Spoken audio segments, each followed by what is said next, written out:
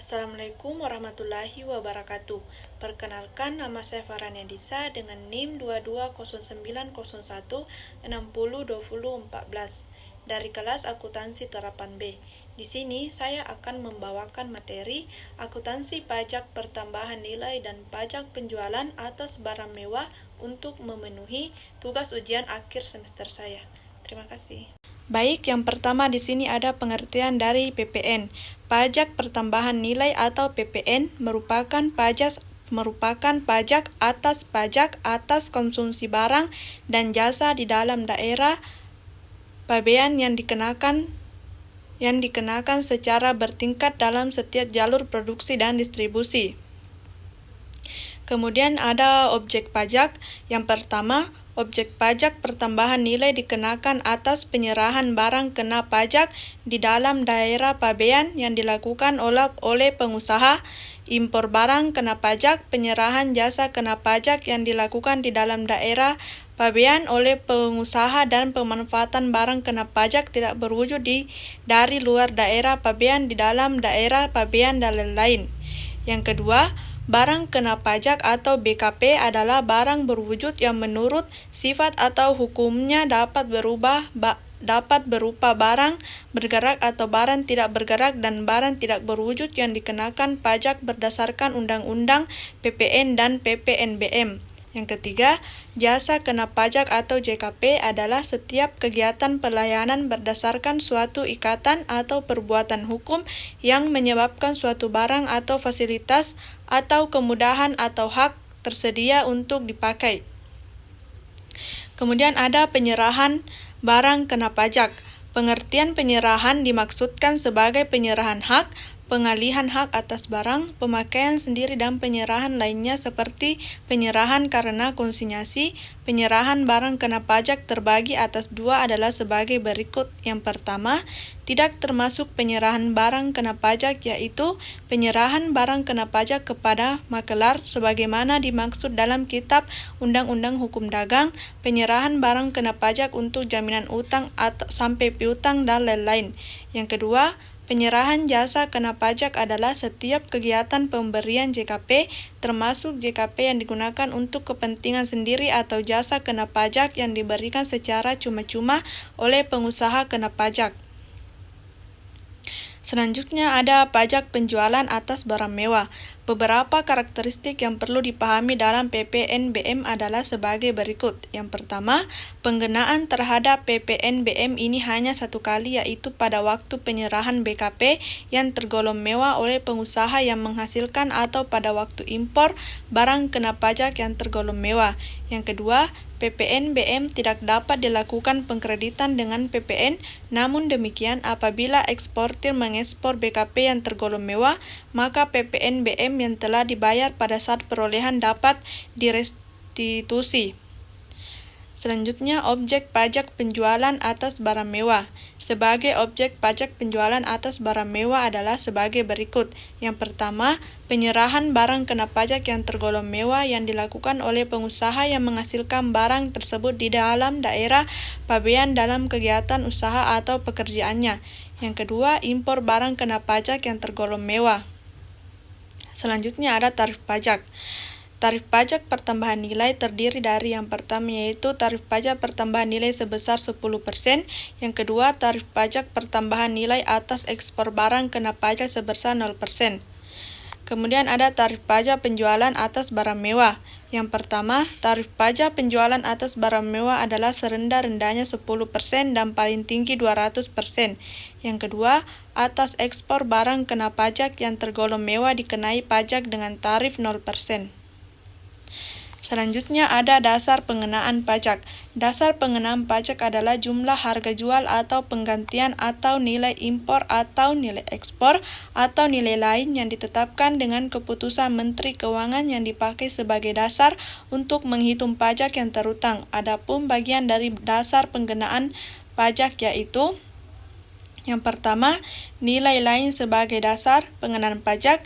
Yang kedua, nilai lain sebagai dasar pengenaan pajak bagi PKP perdagangan eceran. Yang ketiga, nilai penyerahan yang menggunakan valuta asing. Kemudian ada cara menghitung pajak. Yang pertama yaitu cara menghitung pajak pertambahan nilai PPN yang terutang sama dengan tarif PPN dikali dasar penggenaan pajak.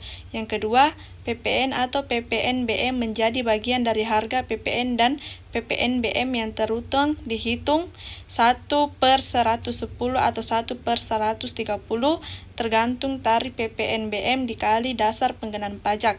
Kemudian yang ketiga itu perhitungan PPN dan PPNBM dalam satu transaksi. Dan yang keempat itu pemungutan pajak pertambahan nilai. Selanjutnya ada faktur pajak. Faktur pajak adalah bukti pungutan pajak yang dibuat oleh pengusaha kena pajak karena penyerahan barang kena pajak atau penyerahan jasa kena pajak, atau bukti pungutan pajak karena impor barang kena pajak digunakan oleh Direktorat Jenderal Bea dan Cukai. Ketentuan pasal 13 Undang-Undang PPN dan PPNBM mewajibkan pengusaha terdapat kelompok faktur yaitu faktur pajak gabungan, dan faktur pajak khusus yang pada prinsipnya dikenal sebagai faktur pajak, dan tata cara pembuatan faktur pajak. Selanjutnya ada pembuatan faktur pajak pengganti, salinan arsip faktur pajak, dan pembatalan faktur pajak. Faktur pajak pengganti dapat dibuat pada saat menerbitkan faktur pajak yang ternyata cacat atau rusak, salah dalam pengisian atau salah dalam penulisan yang mengakibatkan faktur pajak dimaksud tidak membuat keterangan yang lengkap, jelas, dan benar. Tata cara pembuatannya diatur dalam Peraturan Direktur Jenderal Pajak Nomor 13 PJ 2010 tanggal 24 Maret 2010. Selanjutnya ada kode dan nomor seri faktur pajak. Sebagaimana diketahui bahwa setiap faktur pajak wajib mencantumkan kode dan nomor seri faktur pajak sebagaimana telah ditetapkan dalam Peraturan Direktur Jenderal Pajak Nomor 13 PJ 2010 tentang bentuk, ukuran, prosedur, pemberitahuan dalam rangka pembuatan, tata cara pengisian keterangan, dan tata cara pembatalan faktur pajak. Kode faktur pajak yang dimaksud terdiri atas: yang pertama, 2 digit kode transaksi, yang kedua 1 digit kode status, dan yang ketiga yaitu 3 digit kode cabang. Sedangkan untuk nomor seri faktur pajak terdiri atas 2 digit tahun penerbit dan 8 digit nomor urut. Selanjutnya ada akuntansi pajak. Dalam akuntansi komersial tidak mengatur tersendiri perilaku akuntansi khusus untuk PPN maupun PPNBM. PSAK hanya mengatur akuntansi pajak penghasilan. Namun demikian, baik dalam akuntansi komersial maupun dalam akuntansi pajak terdapat persamaan dalam melakukan pencatatan yang harus dipersiapkan antara lain sebagai berikut. Yang pertama yaitu akuntansi pajak masukan, yang kedua akuntansi pajak keluaran. Oke, selanjutnya ada studi kasus. PT Munira adalah PKP yang bergerak di bidang penjualan elektronik di Makassar. Selama bulan Juli 2014 melakukan transaksi sebagai berikut. Penjualan langsung ke konsumen sebanyak 1.400.000, penyerahan barang elektronik kepada Pemkop Makassar sebesar 440 juta, sudah termasuk PPN, menyumbangkan ke panti asuhan 1 buah TV seharga 4 juta, termasuk keuntungan sebesar 400.000. Membangun gudang elektronik seluas 500 meter persegi di kawasan pergudangan sendiri senilai 350 juta. Selanjutnya terdapat transaksi tambahan selama bulan Juli sebagai berikut. Mengimpor barang elektronik dari Amerika seharga 100, asuransi 1.000, ongkos angkut ke Makassar $2.000, bea masuk sebesar 10% dari CIV dan bea masuk tambahan sebesar 4% dari CIV. Belum memiliki API dan barang elektronik tersebut termasuk barang mewah dengan tarif 30%, diasumsikan kurs pajak terhadap US adalah 7.200. Membeli sebuah mobil box pengangkut barang seharga 220 juta dan sebuah mobil sedan untuk direktur sebesar 330 juta. Harga kedua kendaraan tersebut sudah termasuk PPN. Lanjutan, diminta yang pertama itu hitung PPN dan PPNBM atas transaksi di atas. Yang kedua, berapakah PPN yang harus disetor. Oke, pembahasannya yaitu penjualan langsung ke konsumen sebanyak 1.400.000. PPN-nya itu 10% dikali 1.400.000 sama dengan 1.400.000.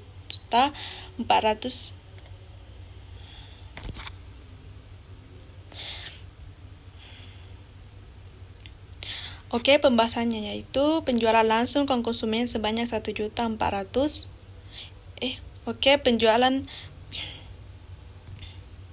Pembahasannya yaitu penjualan langsung ke konsumen sebanyak 1.400.000.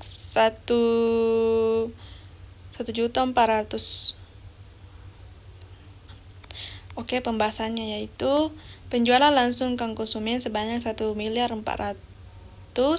PPN sama dengan 10% dikali 1.400.000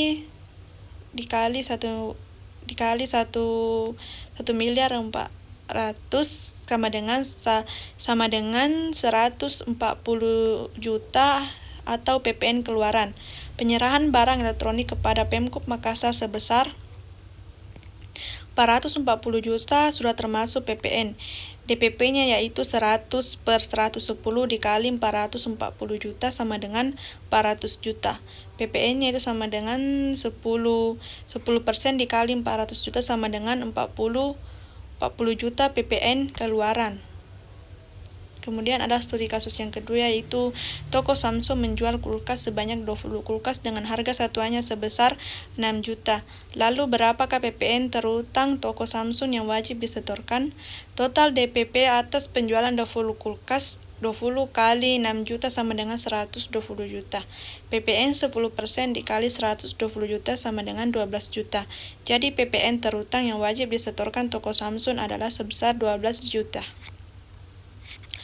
Kemudian studi kasus yang ketiga yaitu pengusaha kena pajak A mengimpor barang kena pajak dengan nilai impor senilai 5 juta. Barang kena pajak tersebut selain dikenakan pajak pertambahan nilai, misalnya juga dikenakan pajak penjualan atas barang mewah dengan tarif 20%. Dengan demikian, perhitungan pajak pertambahan nilai dan pajak penjualan atas barang mewah yang terutang atas impor barang kena pajak tersebut adalah dasar pengenaan pajak senilai 5 juta, pajak pertambahan nilai 10% dikali 5 juta sama dengan 500.000, dan PPNBM senilai 5 juta dikali 10% kali 5 juta sama dengan 1 juta. Kemudian ada studi kasus yang keempat yaitu pengusaha kena pajak D menyerahkan barang kena pajak secara cuma-cuma untuk membantu korban bencana Merapi Yogyakarta senilai 330 juta termasuk laba 10%. Berapa PPN yang terutang atas penyerahan BKP tersebut? DPP sama dengan 100 kali harga jual termasuk laba. 100 tambah persen laba sama dengan 100 dikali 330 juta. 110 sama dengan 300. PPN yaitu 10% dikali.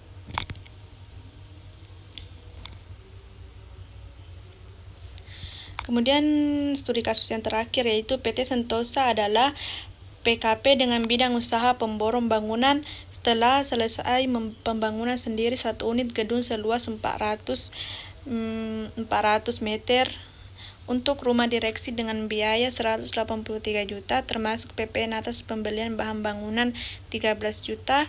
Hitung PPN yang terutang atas kegiatan ini, yaitu DPP atau penggantian. PPN-nya yaitu 10% dikali 183 juta dikurang 13 juta sama dengan 10% dikali 170 juta dan hasil akhirnya yaitu 17 juta. Terima kasih, itulah yang dapat saya sampaikan. Mohon maaf apabila ada kesalahan kata.